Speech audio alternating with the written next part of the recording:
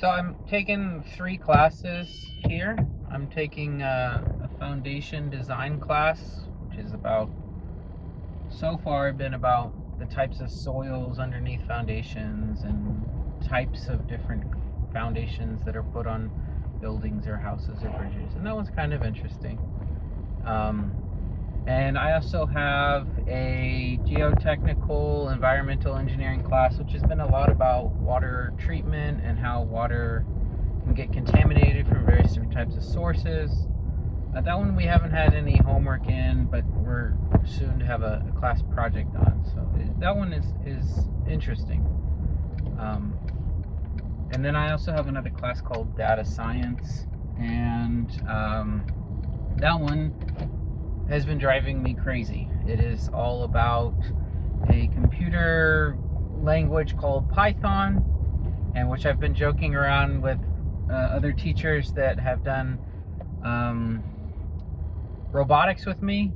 I said I've been doing robotics for 8 years, and for 8 years I have done my best to avoid programming the robot, and that the teacher who works with me headed that up, and I worked more on the mechanical stuff and ordering things and advertising it and so forth. So for 8 years I've been avoiding computer programming, and now it's here with a vengeance.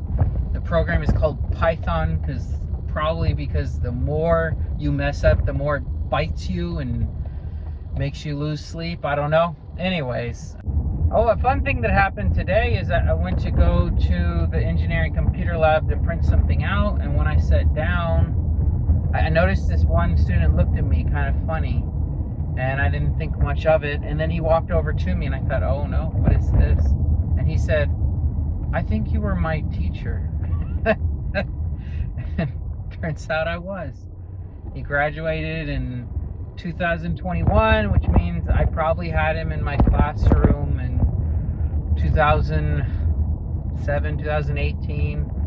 And like many students have told me, I wasn't a really good student. Well, this one wasn't a very good student, he said, but he did pass. But he really appreciated my class. He said, I could tell you're a really, a smart person, and I really like the way you did your class. It just, I wasn't a good student at the time. And I said, well, you probably tell teachers that all the time. He said, no. Like, when students would ask you questions that were complicated, you could answer them. And some other teachers we'd ask them complicated questions, and they couldn't answer it. And so I thought that was really nice. Another thing that I also had is I tried to get into this student club about practicing for the FE test. The FE exam, is called the Fundamentals of Engineering. It's a really long test. I took it in 2006, and I barely passed it, but it is an 8-hour test, and it was like 180 questions. Well, mine expired while I was teaching, so I need to take it again because it would be very useful for me in my career in civil engineering. Luckily, it's less questions and less time, but still, I'm sure it is quite challenging because I've been studying for it and freaking myself out.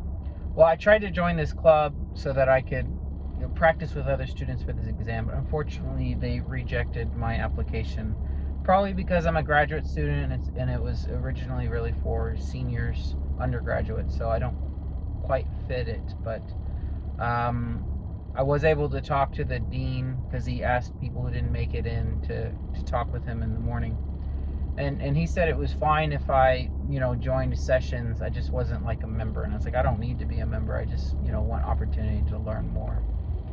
And then he also is going to give me a login code so that I can do a practice exam, which is going to be beneficial because the first time I took the practice exam, I got like a 36, and then that told me how little I was ready for it, and then I could really build myself up, and I think I got a 75 on the real one. What really matters is if you pass it.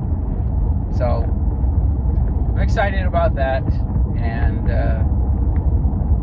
continuing to go through the year, and this is week 4 for me, so I'm looking forward that I'm going to learn. Side note, I've already had 2 job interviews, so hopefully a part-time job working at an engineering firm comes my way soon, that I could also learn from and build from and be